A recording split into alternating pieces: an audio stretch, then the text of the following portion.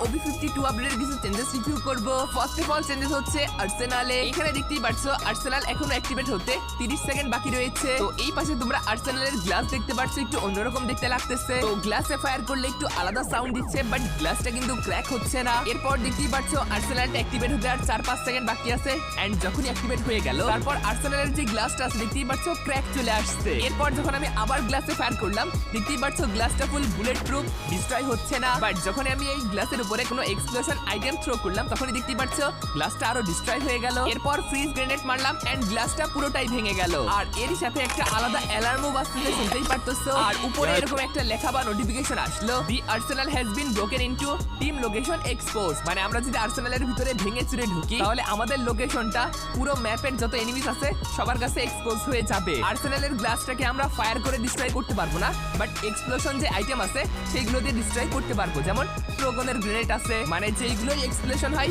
সেইগুলো দিয়ে এই মিররটা ডিস্ট্রয় করা যাবে।